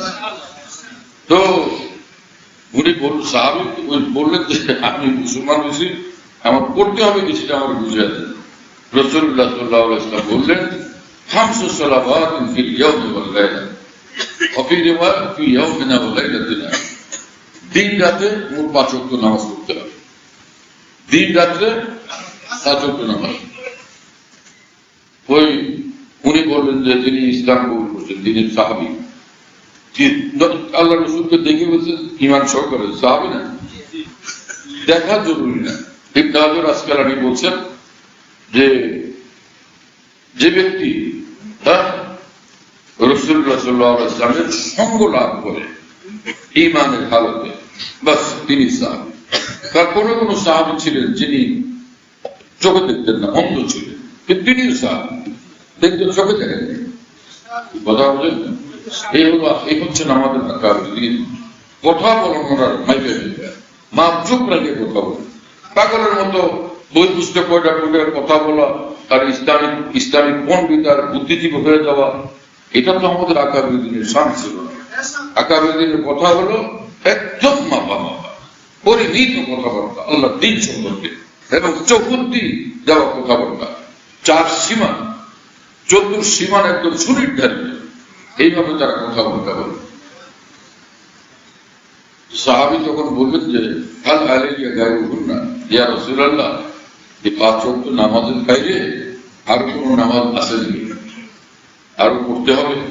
বললেন লা ইল্লা তাতাওয়া, লা ইল্লা তাতাওয়া, আর কোনো নামাজ নেই। হ্যাঁ, নফল যদি পড়বো, নফল পড়লে পড়তে পারবে, কিন্তু আর কোনো নামাজ নাই। তার মানে কি, বাধ্যতামূলক নামাজ আর নেই এই 5 ওয়াক্তের বাইরে। কি কথা বুঝে আসে? গেল একটা অসিয়াম ও রমজান, আর হলো রমজানের রোজা রাখতে হবে। আল্লাহ আলাইয়া গায়রুহু, ইয়া রাসূলুল্লাহ, এই রমজানের রোজা ছাড়া আরো রোজা রাখতে হবে কোনো? লা ইল্লা তাতাওয়া, আর কোনো রোজা রাখতে হবে না। হ্যাঁ, তুমি নফল রোজা রাখো, রাখতে চাও রাখো। যাকারা যাকাত, এরপর রাসূলুল্লাহ সাল্লাল্লাহু আলাইহি ওয়াসাল্লাম যাকাতের আলোচনা করলেন যে এই পরিমাণ মাল হলে তোমার যাকাত দিতে হবে। তো সাহাবী বললেন যে হাল আলাইয়া গায়রুহা, যাকাত নামে যে আমার মাল দিতে হবে, এটা ছাড়া আরো কোনো মাল দেওয়ার বিষয় আছে কিনা আমার দায়িত্বে? বললেন লা ইল্লা তাতাওয়া, না, আর কোনো মাল খরচ করতে হবে না, বাধ্যতামূলক। হ্যাঁ, নফল দান সদকা তুমি করতে পারো।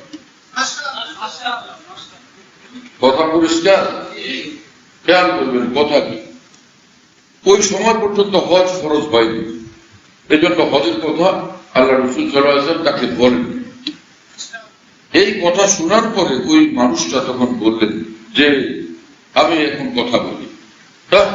ওয়াল্লাযী আকরামাকা, যেই মহান আল্লাহ আপনাকে সম্মানিত করছেন, এত বড় নবী বানাইছেন, সেই মহান আল্লাহ কসম করে আপনাকে বলতেছেন পাকা কথা, লা তাতাওয়া শাইআন, আমি কোন নফল আমল করব না। সাহাবীদের কথা এত সাদা মাথা, এত পরিষ্কার, ক্লিয়ার, ভিতর আর বাইর সমান। কি আশ্চর্য! লা তাতাওয়া শাইআন, আমি কোন নফল আমি নফল আমল আমি করব না। ওয়ালা আনকুসু মিনাল ফারাইজি শাইআন, কোন ফরজের মধ্যে কোন রকম ত্রুটি করব না। সুবহানাল্লাহ, ফরজে আমি কোন রকমের ত্রুটি করব না। মানে ফরজ যা দিন শরীয়তে সবটা আমি ঠিক মতো আদায় করব। কি কথা বুঝতেছেন? ফরজ তো ফরজ, আর গুনাহ ত্যাগ করা ফরজ। তিনি পরিষ্কার করে দিলেন যে কোন ফরজ আমি কোনো ত্রুটি করব না। কি কথা বলতে আছে? ফালাম্মা আদবার রাজুলু ক্বালা, এই লোক এই কথা বলে যখন চলে গেলেন, রাসূল পাক সাল্লাল্লাহু আলাইহি ওয়াসাল্লাম তখন বললেন উপস্থিত সাহাবীদেরকে যে আফলাহা রাজুলু ইন সাদাকা, দাখালাল জান্নাতা ইন সাদাকা, এই লোক একদম কামিয়াব যদি তার কথার উপরে সে ঠিক মতো আমল করে। তার কথার উপর যদি ঠিক থাকে, অটল থাকে, এই লোক একদম বিলকুল কামিয়াব। এক রিওয়ায়াতে দাখাল জান্নাতে সাদাকা, এই লোক একদম সোজা জান্নাতে চলে যাবে, সোজা জান্নাতে চলে যাবে তার কথার উপর যদি সে ঠিক থাকে, বহাল থাকে, অবিচল থাকে।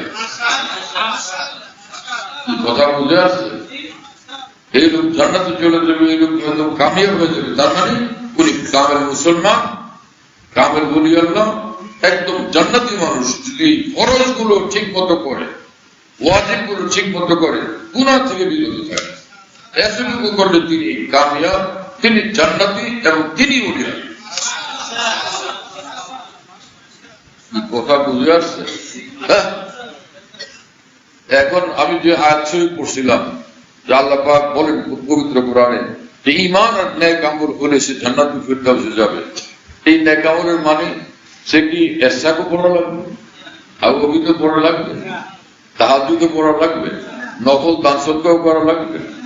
নফল আমল জান্নাতুল ফিরদাউসে যাওয়া নফল আমলের উপর নির্ভরশীল না, ওলি আল্লাহ হওয়া নফল আমলের উপর নির্ভরশীল না। জান্নাতুল ফিরদাউসে যাবে তার ফরজ ওয়াজিব ঠিক থাকলেই, গুনাহ না করলেই। আর আল্লাহর ওলি যে হওয়া ফরজ, এই আল্লাহর ওলি হয়ে যাবে সে ফরজ ওয়াজিব ঠিক থাকলে, গুনাহ থেকে বিরত থাকলে।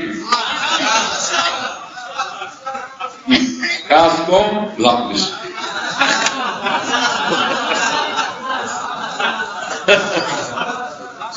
কথা বুঝে আসছে? প্রত্যেক মুসলমানের এটা দরকার কি বাস।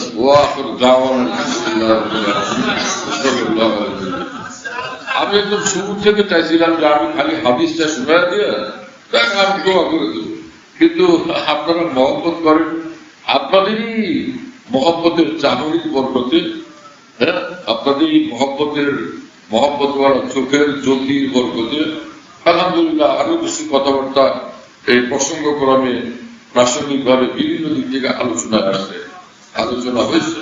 কিন্তু আসলে আমার লক্ষ্য ছিল ওই হাদিসটাই, ওই আয়াতের ব্যাখ্যা এই হাদিসটা পেশ করাই আমার উদ্দেশ্য ছিল। হ্যাঁ, নফল আমল যারা করবে তাদের অনেক মঙ্গল, আরো ফায়দা। এক লোক দোকান করে সকাল 8টায় যা, 12টায় দোকান বন্ধ করে। আরেক লোক সকাল 8টায় গিয়ে দোকানে বসে আর রাত 9টায় দোকান থেকে ফেরত আসে, বাসায় আসে। এই দুই লোকের লাভে কি পার্থক্য হবে না? হবে কি না? ও দোকানে সময় বেশি দেয়, ওর ব্যবসাও বেশি, এই সময় কম দেয়, এর ব্যবসা কম হবে। কিন্তু ও যে ব্যবসা 8টা থেকে 12টা করে, ওর কারোর কাছে হাত পাততে হবে, নিজেরটা খাবে, কারোর বাপেরটা খাওয়া লাগবে না, নিজেরটা খায় নিজে আরামে থাকবে, সম্মানের সঙ্গে থাকবে। কথা বুঝলেন? আর যে আরো বেশি সময় দিবে, আরো কাজ করবে, আরো মেহনত করবে, আরো লাভবান হবে। যে ব্যক্তি খালি ফরজ ওয়াজিব আদায় করবে, হালাল খাবে, গুনাহ থেকে বাঁচবে, কারোর উপর জুলুম করবে না, এই আরামসে জান্নাতুল ফিরদাউস ইনশাআল্লাহ চলে যাবে এবং নিঃসন্দেহে সে উঠে হয়ে যাবে। আর যদি সে আরো কিছু নফল আমল করে, জিকির করে, তেলাওয়াত করে, নফল দান সদকা করে, ভালোভাবে কাজ করে, হ্যাঁ আল্লাহর বান্দাদের খেদমত করে, সেবা যত্ন করে, যত বেশি নেক আমল করবে সে তত বড় ধরনের জান্নাত পাবে, তত উচ্চ মানের জান্নাত পাবে, জান্নাত তত বেশি তার মর্তবা বাড়তে থাকে। কথা বুঝতেছেন ভাই? বাস আল্লাহ তাআলা আমাদেরকে কবুল করে।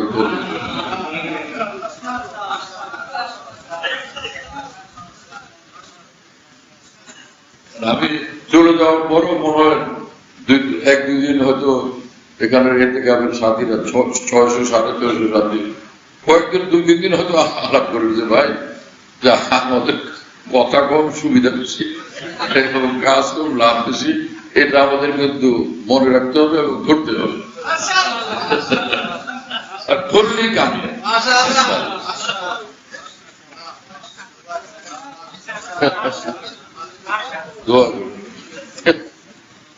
আলহামদুলিল্লাহ রাব্বিল আলামিন, والصلاة والسلام على سيدنا المرسلين وعلى آله وأصحابه أجمعين.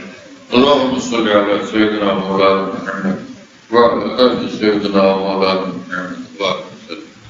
اللهم اغفر لنا ما قدرنا وأخرنا وما علمنا وما أسررنا وما أسرفنا وما أنت أعلم به منا. أنت المقدم وأنت المؤخر لا إله إلا أنت. ربنا ظلمنا أنفسنا وإن لم تغفر لنا وترحمنا لنكونن من الخاسرين. رب اغفر وارحم وأنت خير الراحمين. اللهم إني ظلمت نفسي ظلما كثيرا ولا يغفر الذنوب إلا أنت فاغفر لي مغفرة من عندك وارحمني إنك أنت الغفور الرحيم. اللهم آت نفوسنا تقواها وزكها أنت خير من زكاها أنت وليها ومولاها. اللهم اغسل خطايانا بماء الثلج والبرد ونقي قلوبنا من الخطايا كما ينقى الثوب الأبيض من الدنس. وباعد بيننا وبين خطايانا كما بعدت بين المشرق والمغرب. اللهم ربنا هب لنا من ازواجنا وذرياتنا قرة اعين واجعلنا للمتقين اماما. اللهم انا نسألك لنا الصحة والعفة والأمانة وحسن الخلق والرضا بالقدر.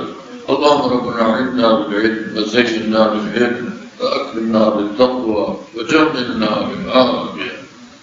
Allah আমাদের সকলকে মাফ করেন, সব গুনাহ মাফ করেন, গুনাহ থেকে গায়রুল্লাহ থেকে আমাদেরকে হেফাজত করেন, আমাদের সকলকে আল্লাহ ওয়ালা বানিয়ে দেন। আউলিয়া সিদ্দিকীনের মধ্যে নিজ দয়াতে আমাদেরকে শামিল করেন, আমাদের জিন্দেগিতে বরকত দান করেন, হায়াতে বরকত দান করেন, রিজিকে বরকত দান করেন, আমাদের এবং সকল সারা পৃথিবীর মুসলমানের রোজগার এবং ব্যবসা বাণিজ্যে বরকত দান করেন, সকল কোটি অভাব অপূরন্ত বরকত দান করেন, আমাদেরকে সুস্থ করে দেন, সারা জাহানের অসুস্থ মুসলমানদের সুস্থ করে দেন। আমাদের নিজেদের আপনজন আত্মীয় স্বজনের মধ্যে যারা দ্বীনের খেলাফ চলে আল্লাহ তাদেরকে আমাদেরকে হিদায়াত দেন, তাদেরকে হিদায়াত দেন। আমাদের বন্ধু বান্ধবের মধ্যে যারা দ্বীনের খেলাফ চলে তাদেরকেও হেদায়েত দান করেন, দ্বীনের উপরে চলার তৌফিক দেন। পাবন্দের সমসলাত, পাবন্দের তাকওয়া, পাবন্দের শরীর সুন্নাত বানায় দেন।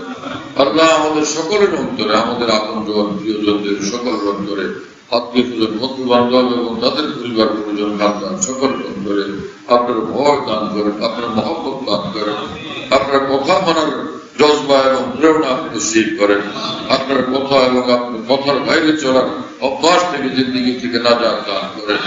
আল্লাহ আপনি যেরকম প্রিয়, আপনার কথাও যেন আমাদের ভালো লাগে, আপনার হুকুম ভালো লাগে,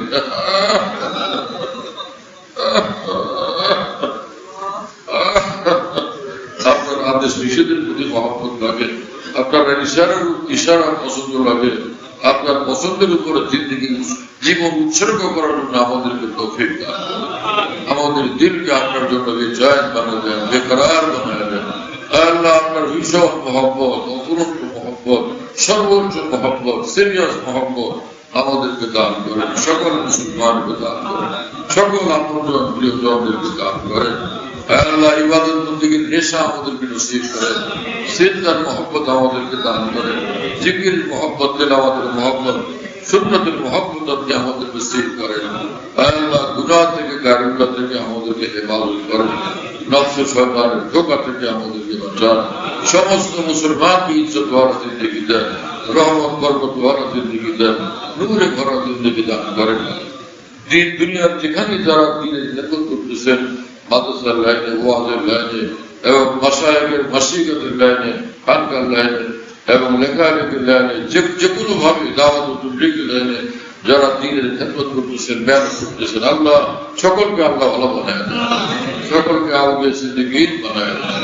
আল্লাহ কামিল ঈমান সকলকে দান করেন, কামিল তাকওয়া সকলকে দান করেন, দ্বীনের কামিল বুঝ সকলকে দান করেন। আউলিয়া উম্মতের সঙ্গে সকলকে মহব্বত রাখার তৌফিক দেন। সাহাবা, তাবিঈন, তাবিঈন, আকাবিরিন, আরিফিন, আউলিয়া উম্মতের সঙ্গে সকলকে মহব্বত করার, শ্রদ্ধা করার, ভক্তি করার তৌফিক দান করেন। আল্লাহ উম্মতের বড়দের সঙ্গে গুস্তাখি বেয়াদবি করা থেকে আমাদেরকে এবং সকল মুসলমানকে হেফাজত করেন। যেটা হক, যেটা হেদায়েত, যেটা সিরাতুল মুস্তাকিম, যেটা নূরের পথ, জান্নাতুল ফিরদাউসের পথ, সেটাই ধরার জন্য আমাদেরকে তৌফিক দান করেন, সেটাই গ্রহণ করা, সেটাই বহন করা, সেটাই ধারণ করার জন্য, সেটা নিয়ে দুনিয়াতে বাঁচার জন্য, সেটাই নিয়ে দুনিয়া থেকে আপনার কাছে আসার জন্য আমাদেরকে তৌফিক দেন এবং কবুল করেন। আল্লাহ এখানে যে ইতিকাফ মুতাকিফিন আছেন, ইতিকাফে মশগুল, সারা দুনিয়াতে যারা ইতিকাফ করতেছেন সকলের ইতিকাফকে কবুল করেন। ইতিকাফ ফরজের আমলকে আপনি আজিমুস শান কবুলিয়ত দান করেন।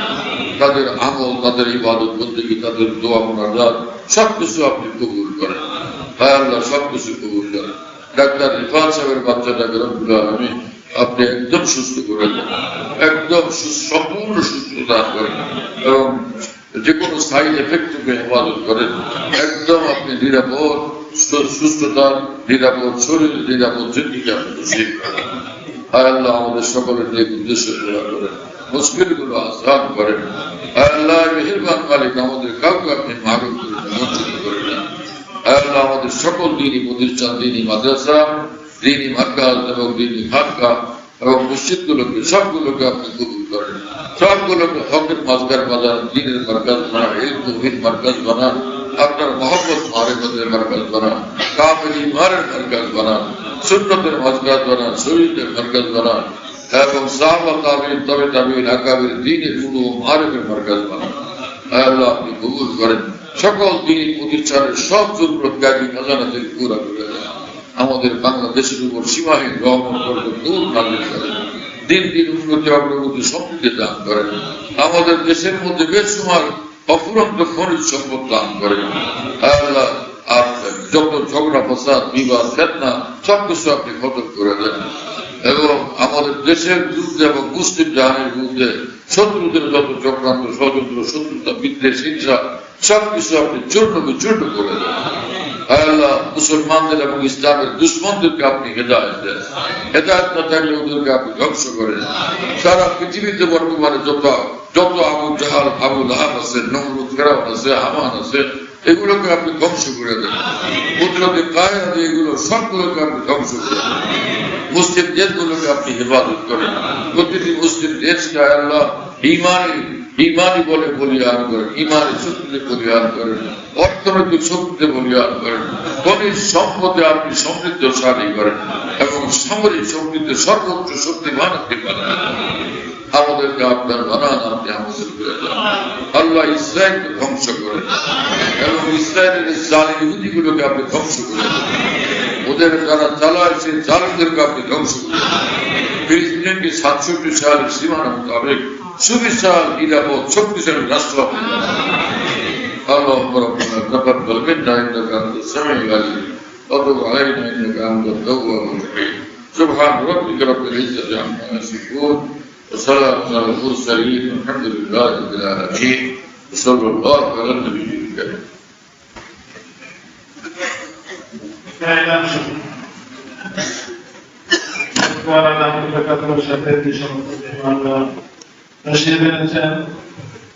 তাদেরকে মেরাজ দেওয়া হয়েছে, তারাই দক্ষিণ দিকে সিঁড়ি দিয়ে দোতলায় অবস্থান করবে, সেখানে রাতের খাবারের ব্যবস্থা রয়েছে। আমি বলে যারা চালাও ভাই, আমার সঙ্গে যে সাথীরা আছেন যারা কার্ড দিচ্ছেন না, যে কজন আমার সঙ্গে একদম ডাইরেক্টলি গাড়িতে আসেন তারা তো উপরে আমার সাথে যাবেন। বাকি যে সকল সাথীরা যারা কার্ড প্রাপ্ত হয়েছেন তো তারা উপরে যাবেন খানা খাওয়ার জন্য। মহব্বতে আসছেন, তিনি কথা শুনতে আসছেন কিন্তু কার্ড প্রাপ্ত না, তাদের ওখানে খানার দাওয়াত নাই। কারণ সীমিত পরিমাণে তো ইন্তজাম, যে কজনের দাওয়াত তার চেয়ে লোক বেশি হয়ে গেলে এখানে খেতে কাপকারী সাথীদের জন্য এটা পেরেশানির কারণ হয়। তাদের খাবারের কান পড়ে যাবে, পেরেশানি হবে, কষ্ট হবে। আরেক মুসলমানকে কষ্ট দেওয়া তো যায় নেই। হ্যাঁ, ও সকল সাথীরা যারা কার্ড প্রাপ্ত হন নাই তারা উপরে না যাবে। এখন যদি কাউকে নতুন ভাবে কার্ড দিয়ে দেওয়া হলো সেটা কর্তৃপক্ষের ব্যাপার। চলো ভাই, এটা উঠো।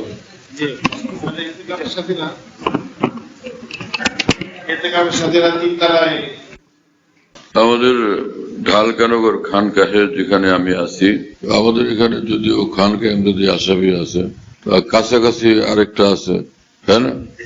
তো আমরা এখানে এই নামে এখন এটাকে বলি যে খানকাহ ইয়াদগারে হাকিমুল উম্মত। বলো খানকাহ ইয়াদগারে হাকিমুল উম্মত, বলো সবাই। খানকাহ ইয়াদগারে হাকিমুল উম্মত, মনে রাখো, বলো খানকাহ ইয়াদগারে হাকিমুল উম্মত। হাকিমুল উম্মতের স্মৃতি এখানে স্মরণকারী খানকাহ। হ্যাঁ, হাকিমুল উম্মতের কথাবার্তায় আলোচনা হয় আলহামদুলিল্লাহ। একটা নাম, কিন্তু তামাম আকাবের কথাই আলোচনা হইতে থাকে আলহামদুলিল্লাহ। বাইতুল হক জামে মসজিদ, ছাপড়া মসজিদ বলে, 5 তলা বিল্ডিং, ওটার নাম ছাপড়া মসজিদ। সেই পুরানো নাম এটা আছে। তো ছাপড়া মসজিদ, সেখানে প্রত্যেক ইংরেজি মাসের দ্বিতীয় বৃহস্পতিবার আসর থেকে রাত 10টা সাড়ে 10টা পর্যন্ত এখানে মাসিক ইজতেমা হয়।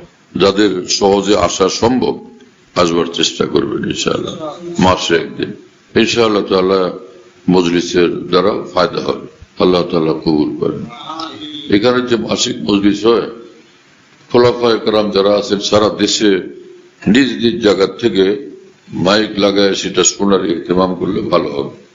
কমপক্ষে এতটুকু যে এশার নামাজের পরে, সেদিন ইস্তেমার দিন এশার নামাজের পরে যেটুকু মজলিস হয় কিতাব থেকে পড়ে শোনানো হয়, তারপরে আমি নিজে মজলিসে বসি, হয়তো কথা বলি। তো সেই অন্তত এশার পরের অংশটুকু যেন সারা দেশের খোলাফায়ে কেরাম নিজের জায়গা থেকে শুনবার ব্যবস্থা করা নিরাপদে সম্ভব হলে সেটা করবেন। আল্লাহ তাআলা কবুল করেন। খানকা বিডি এই অ্যাপস এটা খুলতে পারলে ওর মধ্যে বয়ান, কবিতা, বুকস ইত্যাদি সব একসঙ্গে পাওয়া যায়। খানকা বিডি হলো এরকম, স্পেলিং হলো KHANQAH, এর সঙ্গে লাগালাগি বিডি, খানকা বিডি। এই অ্যাপসটা খুললে ওর ভিতরে বয়ানগুলো পাওয়া যায়, এটা ডাইরেক্ট শোনা যায় এবং ডাইরেক্ট শোনা যায়। হযরতুল্লাহ দামাত বারাকাতুহুর বয়ান, যেখানে বয়ান করেন সব বয়ান নেটের মাধ্যমে, টেলিগ্রামের মাধ্যমে পাওয়া যাচ্ছে। হযরতুল্লাহ দামাত বারাকাতুহু যখন বয়ান করেন, বয়ানটা আমরা দেশ বিদেশ থেকে, দুনিয়ার যে কোনো জায়গা থেকে আমরা পেতে পারি। এই জন্য মুফতি শহীদুল ইসলাম শাহ হুজুরের নম্বরে যোগাযোগ করবেন 01715 80 18 69 80 18 69 01715 80 18 69। যাতে মনে থাকবে ইনশাআল্লাহ সবার। 01715 80 18 69। বলো ভাই, 01715 80 18 69।